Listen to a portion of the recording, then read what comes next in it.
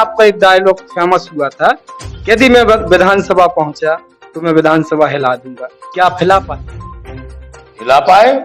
हम लोगों की जब हम लोग प्रश्नों की झड़ी लगाते थे, मैंने आपसे कहा कोई भी लड़े, कोई भी।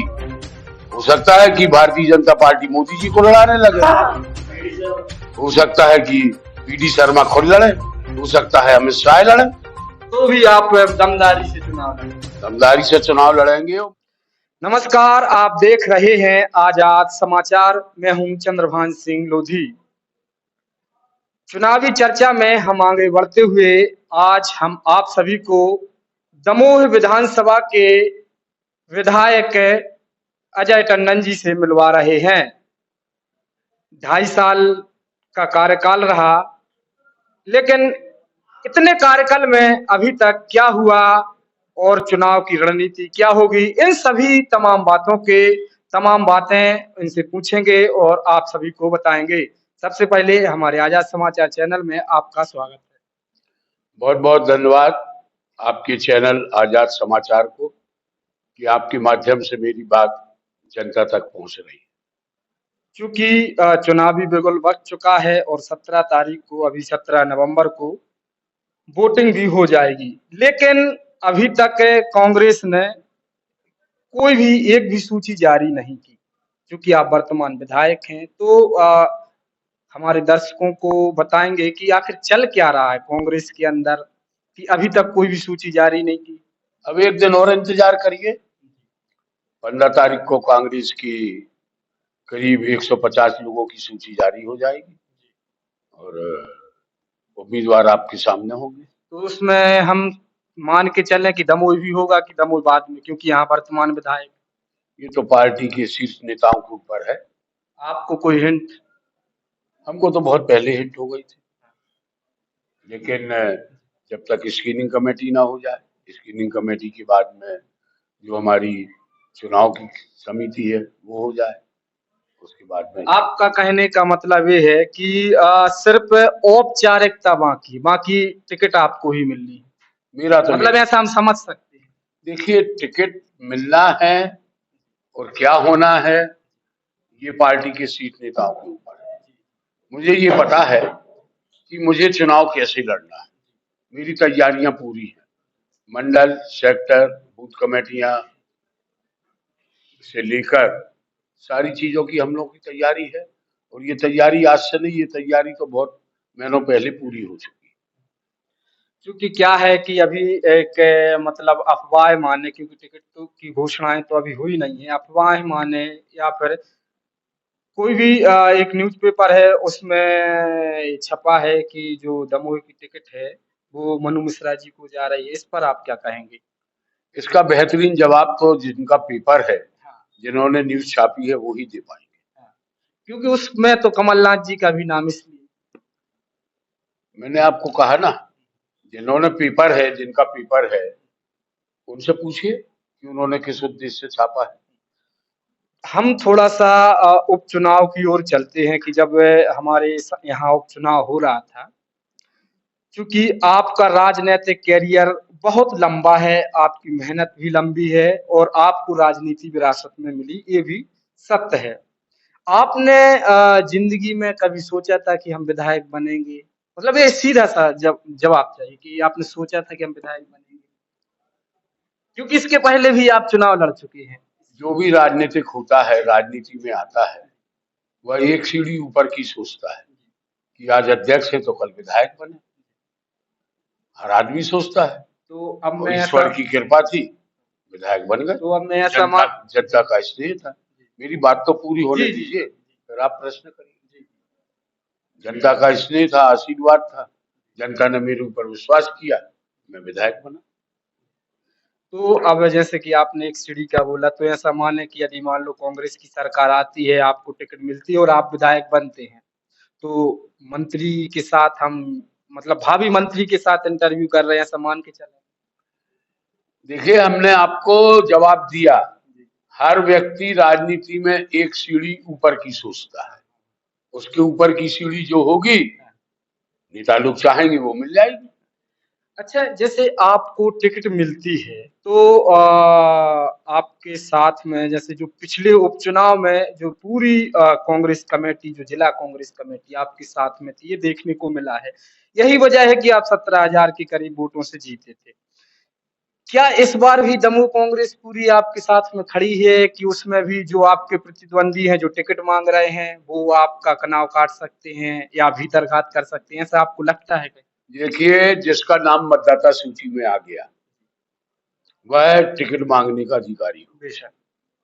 और जब वह अधिकारी हो गया, लेकिन हमारी कांग्रेस पहले भी मजबूत थी और आज उससे ज्यादा मजबूत है। एक एक डायलॉग आपका मशहूर हुआ था कि मैं विधानसभा पहुंचा तो मैं विधानसभा हिला दूंगा।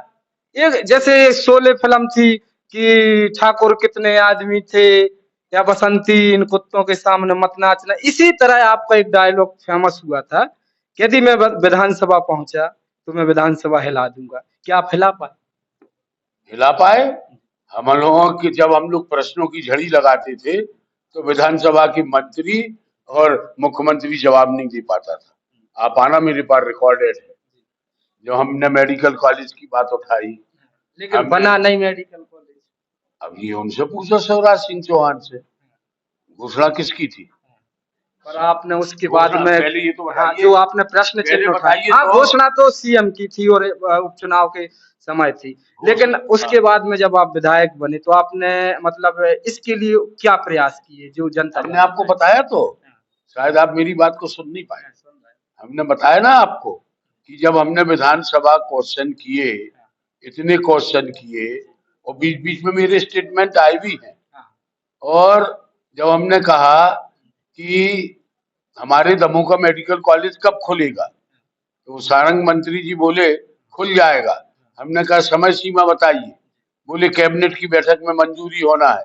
हमने कहा उस समय 1 साल हो चुका था। हमने कहा 1 साल में सैकड़ों कैबिनेट मीटिंगें हो चुकी और कैबिनेट की बैठकें हो चुकी, उसमें अभी तक क्यों नहीं ये प्रश्न आपने उसको प्रस्ताव को लाए। अब फिर चुनाव आया तो अब टेंडर लग रहा है, जमीन की जरूरत है 25 एकड़ की, बता रहे हैं 23 एकड़।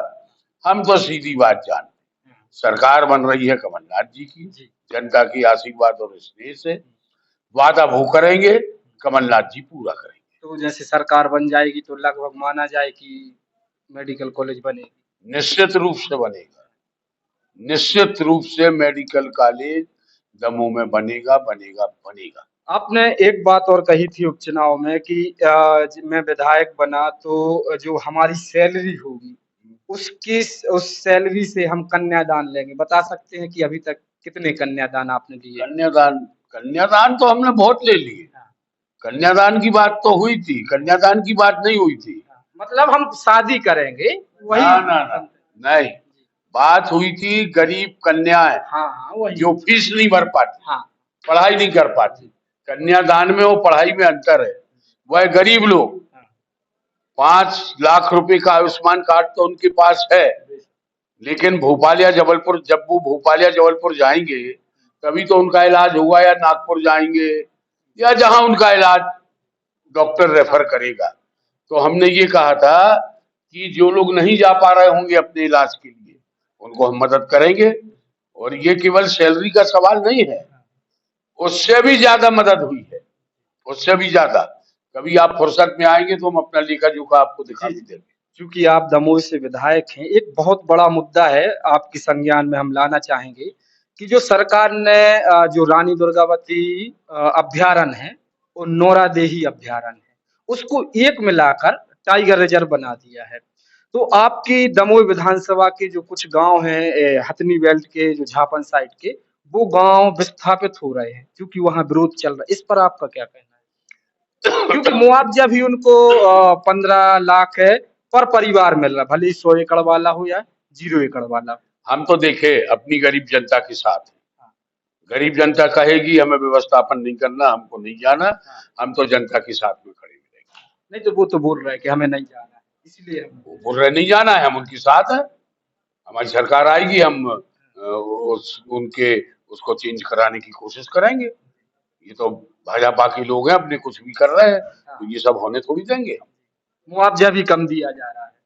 मुआवजा कम दिया जा रहा है, हम कह रहे हैं कि मुआवजा की बात ही नहीं हो रही। आप जब रुकवा जब, देंगे। जब हमको जाना ही नहीं है जी। तो हमको मुआवजा भी नहीं चाहिए। मुआवजा की बात जब हो जब हमको जाना हो। जनता कह रही हमको नहीं जाना, जब जनता बोल रही हमको नहीं जाना तो हमको मुआवजा भी नहीं चाहिए। मुआवजा की बात तो जब हो, सेटलमेंट की बात जब हो जब हम जाना चाहें। एक सवाल और है, आप जैसे विधायक जो हर पार्टी का संकल्प पत्र होता है, घोषणा पत्र होता है, तो आप दमोह विधानसभा सभा के लिए आगे का विजन क्या रहेगा इसके बाद यदि विधायक बनते हैं? देखिए, हमने अपने उपचुनाव में जो जो वादे किए थे वो सब हमने पूरे किए। हमने एक गौशाला बनाई है बहुत बड़ी मारूताल में, जिसका कि उद्घाटन बागेश्वर धाम वाले महाराज जी ने किया था। आप जाकर देखिए कितनी बेहतरीन व्यवस्था है, लाइट है, भूसा है, हौदी बनी हुई है, ट्यूबवेल लगा हुआ है, एक आदमी वहां पर गांव की सेवा कर रहा है, हम लोग भी बीच बीच में जाते हैं। हमारा सॉरी घोषणा पत्र बन के तैयार होगा और वो घोषणा पत्र हम अभी प्रकाशित अभी नहीं बताएं, हम कैसे बता दें? तो मोटा मोटा विजन बता सकते हैं, रोजगार के लिए क्या करेंगे, पलायन युवाओं को रोजगार मिलना चाहिए। दूसरा नंबर,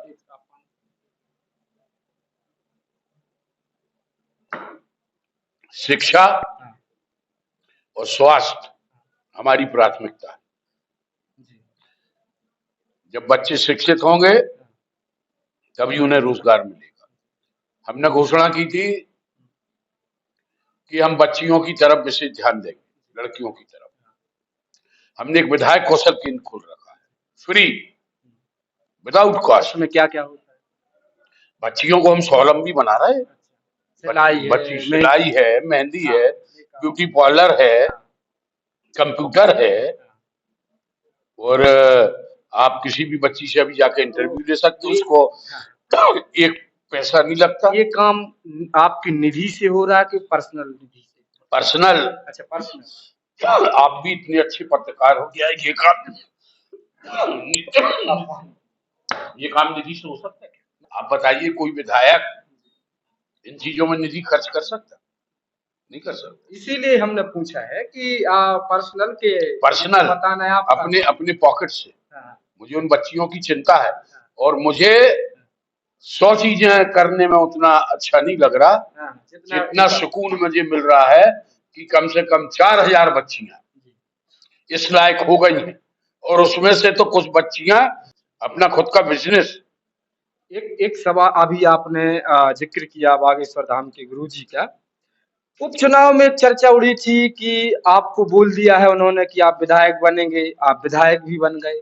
क्या ऐसा दोबारा हुआ है कि उन्होंने बोला हो कि आप बनेंगे विधायक? ये हम आपको नहीं बता पाएंगे, मतलब पर्सनल है। ये हमारे और गुरुजी के बीच की बात है, और अगर हमारे गुरुजी और बीच की बात है वह सार्वजनिक करना मुझे उचित नहीं लगता है।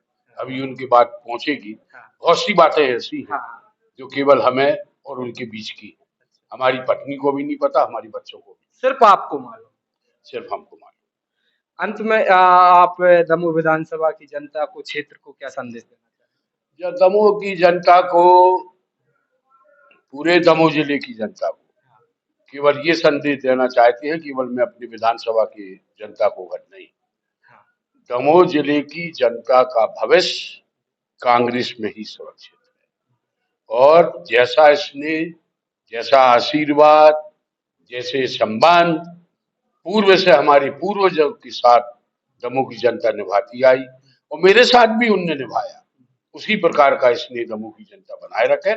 हम दमोह को बहुत ऊंचाइयों पर ले जाना चाहते हैं। एक आखिरी सवाल है कि जब आपको टिकट मिलेगी, आप चुनाव लड़ेंगे, आपके जो सामने होंगे भाजपा से, तो अभी उनका भी तय नहीं है, क्योंकि दोनों नाम चल रहे हैं, राहुल सिंह का भी चल रहा है और मलैया परिवार से या तो सीनियर मलैया या जूनियर मलैया। तो आप अपने आप को किससे फाइट होना देखते हैं, कमजोर की ज्यादा, किस नाम से? जो भी लड़े, दोनों में से कोई भी लड़े, कोई भी लड़े, हम तो मैदान में घूम ही रहे हैं, हमने तो लंगोट कस ही दिया, हम तो ताल ठोक रहे हैं। भले ही जयंत मलैया। मैंने आपसे कहा कोई भी लड़े, कोई भी। हो सकता है कि भारतीय जनता पार्टी मोदी जी को लड़ाने लगे, हो सकता है कि बीडी शर्मा खुद लड़े, हो सकता है अमित शाह लड़े। तो भी आप दमदारी से चुनाव लड़ेंगे? दमदारी से चुनाव लड़ेंगे और मुझे अपनी जनता पर पूरा विश्वास है कि जीत का झंडा कांग्रेस का लहराएगा। तो आपने देखा सुना कि हमारे साथ में वर्तमान विधायक दमोह से कांग्रेस के एकमात्र विधायक दमोह जिले के हैं अजय टंडन जी। उन्होंने अपने जवाब बेबाकी से दिए और भी कई बातें बताई हैं और भी कई बातें नहीं बताई हैं जो उनकी पर्सनल हैं। तो आप देख रहे थे आजाद समाचार। धन्यवाद।